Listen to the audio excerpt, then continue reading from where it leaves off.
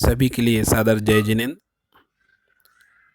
नमो अरिहंताणम, नमो सिद्धाणम, नमो वायरियाणम, नमो वज्रायाणम, नमो लोये सव्यसाहूणम।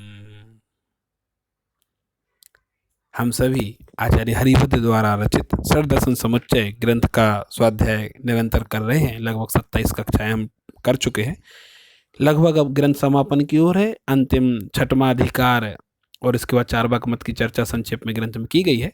तो छठवां अधिकार है, और यहाँ ये भी कह सकते हैं कि जो वैदिक परंपरा में आस्तिक दर्शनों का अंतिम दर्शन मीमांसा दर्शन की चर्चा हम यहाँ आज करेंगे।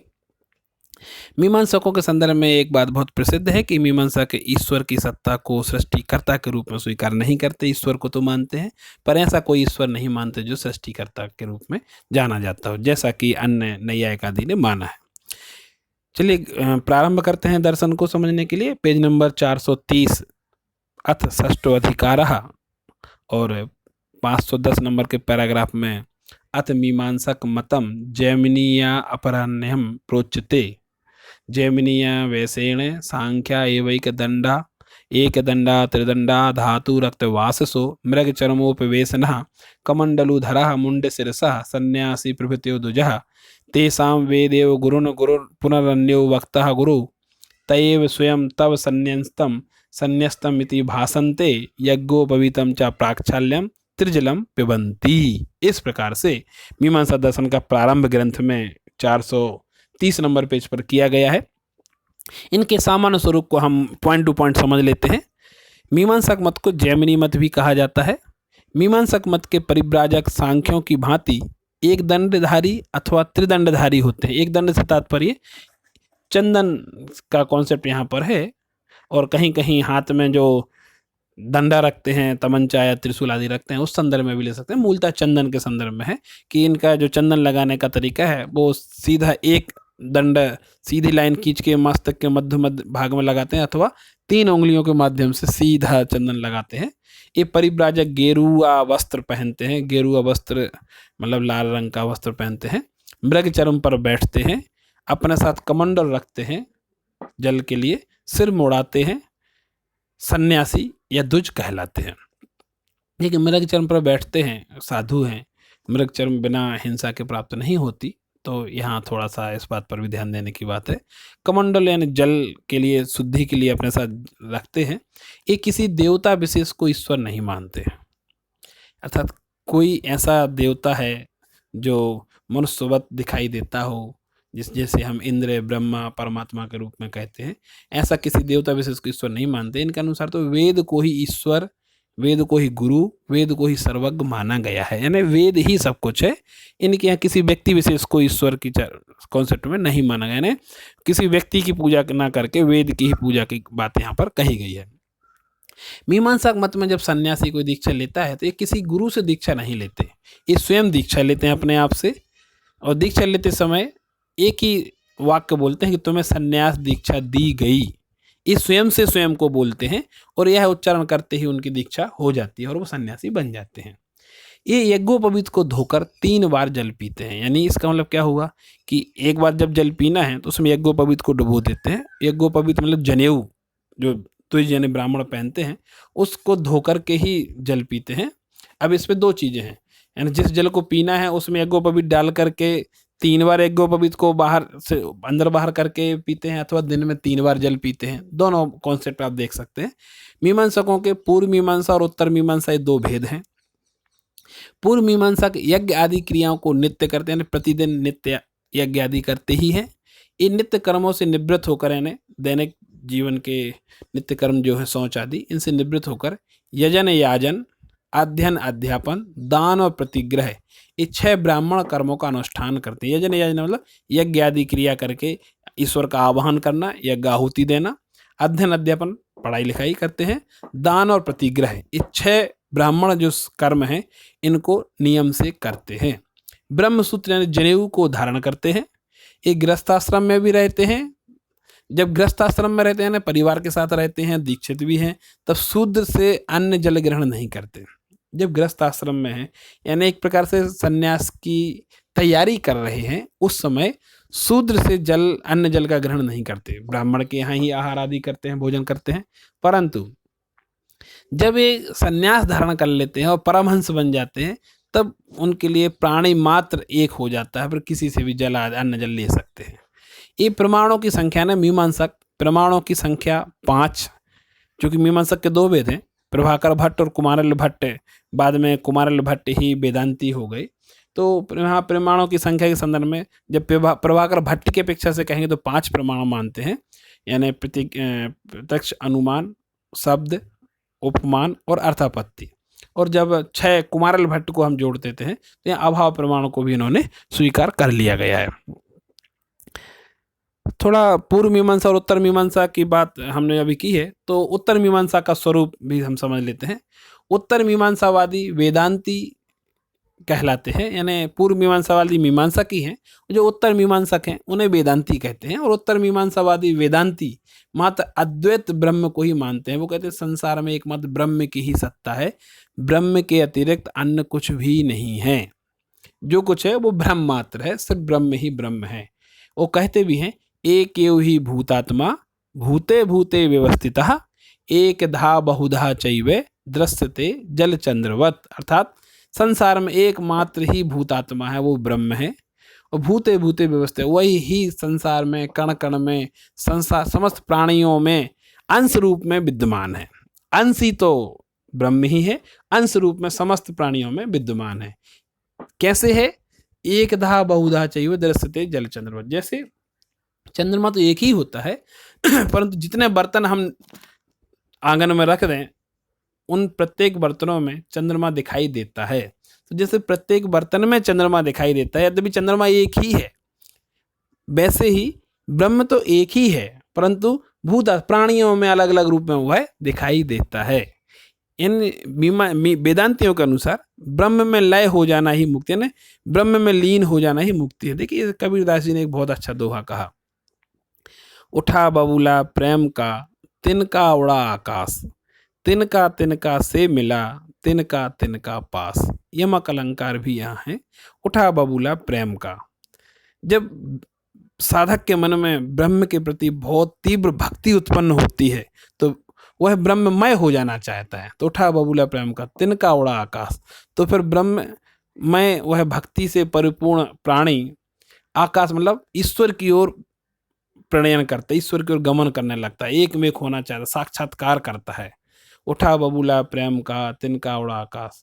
और जब वह गति पूरी कर लेता है, ईश्वर को एक मेघ देख लेता है, साक्षात्कार कर लेता है, तो तिनका तिनका से मिला। अरे ईश्वर का अंश ही तो था, तो अंश अंशी में जाके मिल गया, तिनका तिनका पास। जो अंश अंशी में मिल गया तो अंश अंशी में हो गया। जैसे समुद्र से जल बाष्प बन के बादल बनते हैं, बादल गिरते हैं तो पानी पूरे पृथ्वी में, नदी नाला या तालाब आदि में फैल जाता है, अलग अलग रूपों में दिखने लगता है। लेकिन प्रत्येक नदी का अंतिम स्रोत, अंतिम गति क्या है? समुद्र। तो समुद्र का जल समुद्र में वापस आ गया। ऐसे ही इनका मानना है कि ब्रह्म में लय हो जाना ही मुक्ति है। संसार में एक ही भूतात्मा है, जलचंद्र की भांति अनेक रूपों में वह प्रवर्तमान है। अब इनके थोड़ा सा आचार्य मीमांसा की बात करें तो मीमांसकों के 4 भेद माने गए हैं, कुटीर, बहुदक, हंस और परमहंस। ये मीमांसकों के 4 भेद हैं, यानी साधुओं के 4 कैटेगरी यहाँ पर बता दी गई। जो कुटीर साधु कहलाते हैं वो त्रिदंडधारी होते हैं, यानी तीन उंगलियों से चंदन लगाते हैं, शिखाधारी होते हैं, चोटी रखते हैं, ब्रह्मसूत्रधारी होते हैं, जनेऊ पहनते हैं, यजमानों के यहाँ भोजन करने वाले हैं, यानी ब्राह्मणों के यहाँ कोई निमंत्रण देता है तो उनके यहाँ जाके भोजन करते हैं, गृह त्यागी होते हैं, घरों में नहीं रहते, तथा कुटिया में रहने वाले होने से कुटी बना करके मतलब घर के बाहर या जंगल में उपवन आदि में कहीं कुटी बना के रहते हैं, इसलिए इन्हें कुटीचर भी कहते हैं। इनसे ऊपर बहुदक है। बहुदकों का आचार कुटीचरों जैसा ही है, यानी कुटीचर का ही एक वृहद रूप है, उत्कृष्ट रूप बहुदक, इसलिए आचरण तो वैसा ही है।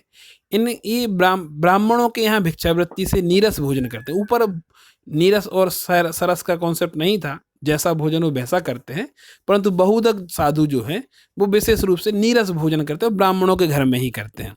ये बहुदक साधु विष्णु का भजन करते हैं और बहुत जल वाली नदी में स्नान करने वाले होने से इन्हें बहुदक कहा जाता है। यानी गहरी नदी में ही जाके स्नान करते हैं, उथली नदी में जहाँ घुटनों तक पानी हो वहाँ स्नान नहीं करते, जहाँ गर्दन तक डूबने की स्थिति हो वहाँ उस नदी में जाके स्नान करने से इन्हें बहुदक कहा जाता है। कई बार जल समाधि की स्थिति का भी हम देख लें, या जल के अंदर प्राणायाम का अभ्यास आदि करते हैं, नदी के अंदर सांस रोकने का अभ्यास भी करते हैं, इसलिए इन्हें भी बहुदक कहा जाता है। फिर तीसरी कैटेगरी यहाँ पर है हंस की। देखिए हंस की कैटेगरी से तात्पर्य क्या है? हंस साधु कौन है? हंस साधु ब्रह्म सूत्र तथा शिखा नहीं रखते, यानी जनेऊ नहीं पहनते और शिखा नहीं रखते। आजकल देखने को मिलता है कि मालाएं, जो बहुत सारी मालाएं तो वो पहन लेते हैं, परंतु शिखा नहीं रखते हैं, ब्रह्मसूत्र जनेऊ नहीं पहनते हैं, कसैले वस्त्र पहनते हैं। वस्त्र तो उसी रूप के गहरे का गेरुआ रंग के वस्त्र पहनते हैं।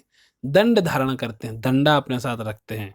गांव में 1 रात तथा नगर में 3 रात निवास करते हैं। जब भी विहार करते हैं यत्र तत्र, तो छोटा गांव है तो वहाँ 1 रात ही विश्राम करते हैं, और नगर है तो 3 रात तक विश्राम करते हैं। देखिए बहुत लंबे समय तक नहीं रहते। घरों में धुआं निकलना बंद हो जाने के बाद, आग बुझ जाने के बाद, अर्थात गृहस्थों ने अपना भोजन बना लिया तो चूल्हा बुझा दिया तो धुआं निकलना बंद हो गया, और चूल्हे की राख भी बुझा दी, यानी अब अग्नि नहीं जल रही है, यानी और भोजन बनने की कोई गुंजाइश नहीं है, भोजन बन चुका। तो धुआं निकलना बंद हो जाने पर, आग बुझ जाने के बाद ब्राह्मणों के घर पर ही भिक्षावृत्ति से भोजन ग्रहण करते हैं। हंस साधु ब्राह्मणों के अतिरिक्त अन्य किसी के यहाँ भोजन नहीं करते। कठिन तपस्या करके शरीर को क्रश करते हैं तथा देश विदेश में विहार करते हैं। कठिन तपस्वी होते हैं, शरीर को क्रश करते हुए देश विदेश में विहार करने वाले होते हैं। चौथा भेद इनका परमहंस। हंस साधु ही तत्व ज्ञान हो जाने पर यही परमहंस कहलाते हैं। हंस साधु ही की उत्कृष्ट कैटेगरी परमहंस है। ये चारों वर्णों के घर भिक्षा लेते। देखिए जब परमहंस कोई हो जाता है तो उसके यहाँ वर्ण भेद नहीं रहता, वो प्राणी मात्र को कुटुंब में समझने लगता है, वसुधैव कुटुंबकम की भावना वाला हो जाता है और कहीं भी भिक्षा आदि ले लेता है। इच्छानुसार दंड धारण करता भी है, नहीं भी करता। और जब वो परमहंस साधु असक्त हो जाता है ना, उसके शरीर क्रस हो जाता है, क्षीण हो जाता है, चलने की सामर्थ्य नहीं रहती, तब ईशान दिशा में जा करके उपवास ग्रहण कर लेता है, एक प्रकार से समाधि ग्रहण कर लेता है, और एकमात्र वेदांत का ही अध्ययन करने वाले होते हैं, अन्य किसी की अध्ययन आदि नहीं करते। अब पूर्व मीमांसा की थोड़ी सी बात करते हैं। जैमिनीया पुनः प्रायु सर्वज्ञादि विशेषण देवो न विद्यते कोपि यस्य मानम बचो भवेत्। यानी पूर्व मीमांसा से तात्पर्य क्या है? जैमिनी मत को ही पूर्व मीमांसा कहा जाता है। तो जैमिनी अर्थात पूर्व मीमांसकों का मानना है कि सर्वज्ञ आदि गुणों का धारक कोई देवता नहीं है जिसके वचन प्रमाण माने जा सकें, और ऐसा कह के इन्होंने किसी व्यक्ति विशेष में सर्वज्ञता का निषेध कर दिया, और विशेष रूप से जैनों द्वारा मान्य सर्वज्ञ का निराकरण इन्होंने यहाँ पर किया हुआ है, क्योंकि अन्य किसी के द्वारा तो ऐसा सर्वज्ञ माना नहीं गया, जैनों ने ही माना, इसलिए जैनों का यहाँ निराकरण किया। इसके साथ साथ इन्होंने कहा कि तस्मात् अतीन्द्रियार्थानां साक्षात् द्रष्टुर्भावतः नित्येभ्यो वेद वाक्येभ्यो यथा अथत्व विनिश्चयः। अर्थात जब अतीन्द्रिय पदार्थों को साक्षात्कार करने वाला कोई है ही नहीं, यानी अतीन्द्रिय पदार्थ का कोई साक्षात्कार कर ही नहीं सकता, तब नित्य वेद वाक्यों से ही अतीन्द्रिय अर्थों का यथावत परिज्ञान हो सकता है। तो वेद वाक्यों को इन्होंने नित्य माना, अनादि माना। उनका मानना है वेद वाक्य से ही अतीन्द्रिय पदार्थों का साक्षात्कार संभव है। किसी नित्य व्यक्ति विशेष जो अपने अभ्यास आदि के द्वारा कोई पूर्ण ज्ञान प्राप्त कर ले, ऐसा कोई व्यक्ति संभव नहीं है। जैसे नैयायिकों ने अभ्यास की बात कह के कि कोई अभ्यास के द्वारा 10 फीट ऊंचा कूद सकता है, परंतु कितना ही अभ्यास क्यों ना करे वह 100 योजन नहीं कूद सकता। ऐसे ही उन्होंने कहा कि कोई अभ्यास कितना ही करे तो पूर्ण ज्ञान प्राप्त नहीं कर सकता, परंतु जैनों ने बात कही थी कि अभ्यास के द्वारा ही कोई पूर्ण ज्ञान प्राप्त कर सकता है, अभ्यास के द्वारा ही पूर्ण संयम और पूर्ण चारित्र प्राप्त कर सकता है। तो जैनों का अपना तर्क था, इन्होंने अपनी बात कही कि वेद वाक्य ही प्रमाण है और वेद के अतिरिक्त एक किसी और को नहीं मानते। पूर्व मीमांसा में धर्म का स्वरूप भी बताया गया है, और यहाँ कहा गया है अतएव पुरा कार्यो वेद पाठा यत्नतः ततो धर्मस्य जिज्ञासा कर्तव्य धर्म साधनी। अर्थात सबसे पहले प्रयत्न पूर्वक वेदों का स्वरों के अनुसार, स्वर मतलब उदात्त अनुदात्त प्लुत। देखिए जब भी वेद पाठ किया जाता है तो वहाँ बहुत बड़ा फोनेटिक्स है, बहुत बड़ा स्वर विज्ञान का ज्ञान होना चाहिए, क्योंकि वहाँ उदात्त अनुदात्त प्लुत के अभाव में आप अर्थ नहीं निकाल सकते। इसलिए वेदों का स्वरों के अनुसार पाठ करना चाहिए। इसके बाद धर्म को सिद्ध करने के लिए, धर्म को जानने के लिए धर्म की जिज्ञासा उत्पन्न करनी चाहिए। पहले संगीत के अनुसार स्वरों का ज्ञान होना चाहिए, फिर धर्म को जानने की जिज्ञासा उत्पन्न करनी चाहिए। और जब जिज्ञासा हो जाए तो नोदना लक्षणो धर्मो नोदना तु क्रियां प्रति प्रवर्तकम वचा प्राहु स्वकर्मो अग्निम यथा यजेत। अर्थात अब धर्म का लक्षण क्या है? धर्म तो नोदना रूप है ना, जानना रूप है, प्रेरणात्मक है। क्रिया के प्रवर्तक वचनों को नोदना कहते हैं। जैसे क्रिया के प्रवर्तक मतलब ऐसा करोगे तो ये हो जाएगा, ये क्रिया का प्रवर्तन है। स्वर्ग कामो यजेत, स्वर्ग की इच्छा है तो यज्ञ करो, ये क्रिया का प्रवर्तन है। जैसे स्वर्ग चाहने वाला अग्निहोत्र यज्ञ करे, यह वचन यज्ञ हेतु प्रवृत्ति कराता है। अतः यह वचन नोदना है प्रेरणात्मक। जो प्रेरणात्मक है, भगवान की प्राप्ति करना है तो भक्ति करो, ये भी प्रेरणात्मक है। इस प्रकार से धर्म का स्वरूप इन्होंने कहा। अब यहाँ प्रमाण मीमांसा की बात भी, उसके बिना तो बात पूरी ही नहीं होती है, उसका संक्षेप में स्वरूप भी बताया गया है। अनधिगतार्थ गंत्री प्रमाणम, अर्थात पूर्व में नहीं जाने गए अर्थ को जानने वाला ज्ञान ही प्रमाण है। इन्होंने सिंपल सी बात कहा, अपूर्वार्थ ज्ञानम प्रमाणम को स्वीकार किया गया है। धारावाहिक ज्ञान को प्रमाण लोग नहीं मानते हैं। जो ज्ञान नया है, नवीन है, उस अर्थ का ज्ञान ही प्रमाण है। पूर्व में जाने गए पदार्थ को पुनः जानना वो प्रमाण नहीं हो सकता। इन्होंने प्रमाण के जो भेद किए हैं वो 6 प्रमाण माने हैं। प्रत्यक्ष मनुमानम चा शाब्दम चोपमया सह अर्थापत्तर अभावश्च षट प्रमाणानि जैमिनी। जैमिनी मत में यानी पूर्व मीमांसा में प्रत्यक्ष, अनुमान, शब्द, उपमान, अर्थापत्य अभाव, ये 6 प्रमाण माने गए हैं। प्रत्यक्ष की बात करें तो प्रत्यक्ष एवं अनुमान प्रमाण का स्वरूप यहाँ जो बताया गया है उसमें देखिए स्वरूप लगभग नैयायिकों जैसा ही है, इसलिए नया कुछ नहीं है। तत्व प्रत्यक्ष मक्षमाणाम संप्रयोगे सताम सती आत्मनो बुद्धि जन्मित अनुमानम लैंगिकम पुनः। अर्थात विद्यमान पदार्थों से इंद्रियों का संबंध सन्निकर्ष होने पर आत्मा को जो बुद्धि उत्पन्न होती है उसे प्रत्यक्ष कहते हैं। तथा यानी सन्निकर्ष से उत्पन्न, इंद्रियों के और अर्थ का सन्निकर्ष से उत्पन्न होने वाला ज्ञान वो प्रत्यक्ष प्रमाण है। और साधन से होने वाले साध्य के ज्ञान को अनुमान कहते हैं। सब जगह सेम परिभाषा मानी गई है।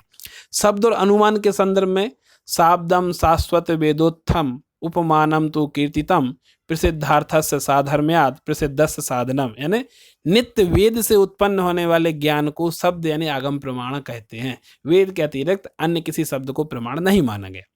प्रसिद्ध अर्थ की सादृश्यता से अप्रसिद्ध अर्थ की सिद्धि करना वो उपमान है। यानी गो सदृश गव्या हम कहते हैं, ये उपमान की परिभाषा इन्होंने दी है। सब जगह समान परिभाषा है।